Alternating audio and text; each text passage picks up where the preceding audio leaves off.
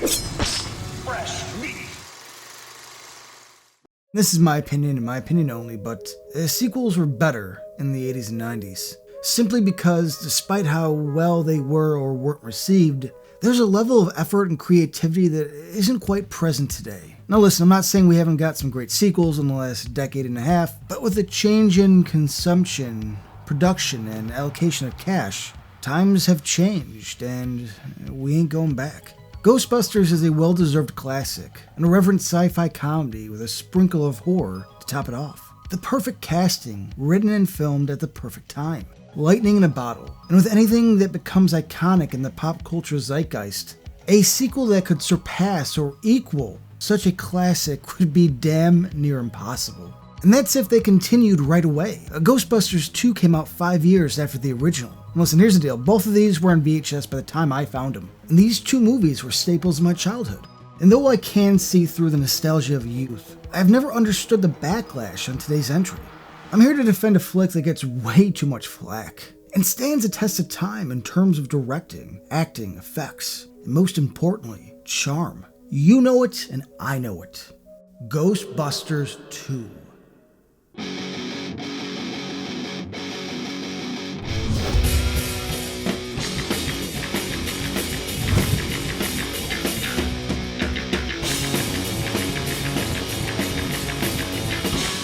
I want to thank you guys for watching The Black Sheep, and ask that if you enjoy our shows, please subscribe to our channel right now. Like this video and click on the bell so you can be notified each time a new video goes up. And now back to the show. I spent a good chunk of my life thinking everyone enjoyed Ghostbusters 2.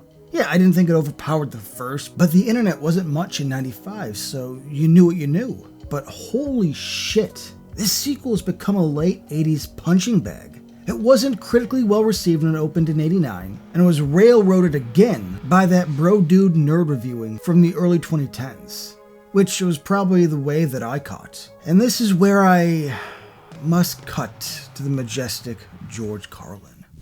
Some people are really fucking stupid. Think of how stupid the average person is, and then realize half of them are stupider than that. Ghostbusters 2 is a fucking blast. G2, which I'll call from now on, had a big time delay for a couple of reasons. The chairman of Columbia Pictures being frugal, Bill Murray being, well, Bill Murray, and the whole cast having a say over the script. But this delay in production meant a real delay had to be implemented into the movie that gives G2 its first win. Story-wise, a time jump followed by the news that, yeah, the good guys don't always win, and that the band is broken up, each living a quiet existence. Mine is Venkman, who actually hosts a TV show where he dunks on psychic scammers. Finding our heroes defeated and each doing their own thing starts this off on a sour note. And one of my favorite decisions in this flick is that things are a bit hopeless. The driving narrative is one of loss. Their company is gone, along with their reputation, and Venkman's loss of Dana. Now this doesn't go the overly dramatic route, but there is this hint of maturity and growth that works well. Dana left Venkman and had a kid. As goofy and sarcastic as the character still is, there's a bit of regret. You know, I should have been your father. I mean, I could have been. Then you have the crushing realization that any coolness the Ghostbusters had is now gone, with Ray and Winston doing kids' birthday parties in costume for extra cash. And it's not going well. A side note, the one thing that always bothered me as a kid was that the city and public at large went on to think of them, the Ghostbusters, as a big hoax. But I've lived long enough where folks right now think the earth is flat, and that JFK Jr. is still alive, and this is him. So I admit it, I was wrong. It is no longer ridiculous that a whole city thinks they were bamboozled. In between the first film and this, the real Ghostbusters popped off. A conscious effort was done to tame this flick down a tad. Now, I really never noticed, but there is less smoking, not completely gone, and some of the sexual innuendos or outright dirty stuff was removed. Ray getting a ghost blowjob, what's not to love? But I want to argue that I feel like this is unfairly categorized as more kiddie. This, it is not. Sure, no blowjobs, but you know what does carry over? Tully's sexual prowess. Yes. Tully fucks. He may not be the best lawyer outside of taxes, but that man has it. I'll Also, Egon wants to casually bang Dana. Fair enough. I'd like to run some gynecological tests on the mother. Who wouldn't? But G2 does something that, dare I say, is better than the original. It leans far heavier into horror. A gradual buildup of tension in the coming of the big bad. From the first frame on, there's an evil bubbling beneath the surface, quite literally, giving this sequel a sense of urgency that the first didn't have. Of course, the first entry was all about the setup and overall chemistry, getting to know the group of smart outcasts. And the big bad is hinted at, but it's not the overall focus. With the origin story out of the way, G2 can melt the tension with Vigo in the River of Slime. There's great buildup here. A reshoot scene that was added to keep the tension going does so much with so little. Ray and Egon developing the photos of Vigo, and his true face is seen. Yeah. And of course, one half of the Blues Brothers has great taste in pizza. Pizza. Dinner thing. Chicago. That's goddamn right. There are more than a few occasions where shit gets dark. Ghost Janosch taking Oscar. Man, that f***ed me up as a kid. And even now, a baby on the ledge of a high-rise getting kidnapped by the creepy bastard? Well done. The team heads down to the tunnel system to be met with heads on spikes. Or the Blob trying to murder Oscar, Dana's baby. Then there is the villain himself, one of the greatest bad guys of the 1980s.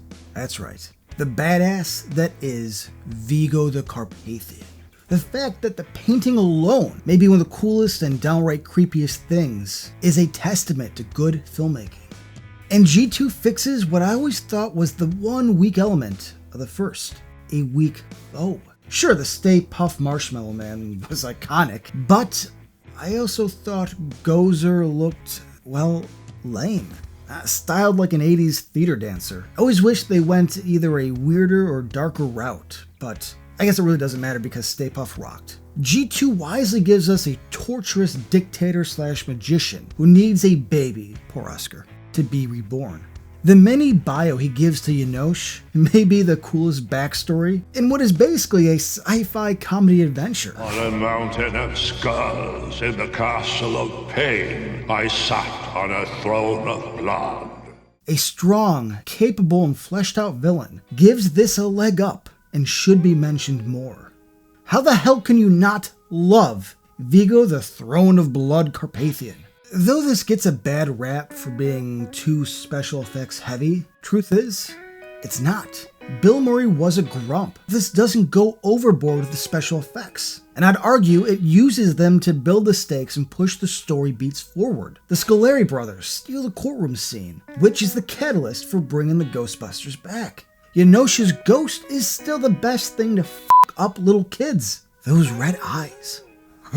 The evil river of slime feeding off all the hate in New York. It's not only a vibrant pink goo with hints of purple, but it could physically attack in that form, but it's never overdone.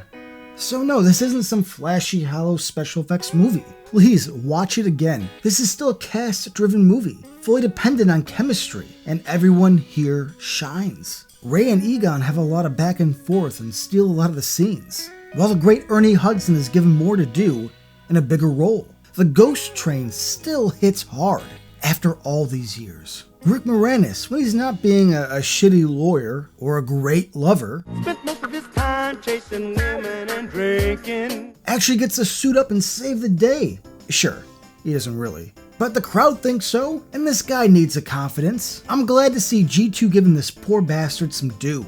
As much as the tone and character growth do well to separate this and give it its own identity, aside from the classic original, the story beats here are a rehash of the first movie, and that I cannot defend. They get put away, fire the douchey side guy, have a giant symbol strut down the streets of New York, get a ghost montage, and I admit that things should have been switched up or changed so that this didn't follow so closely to the first.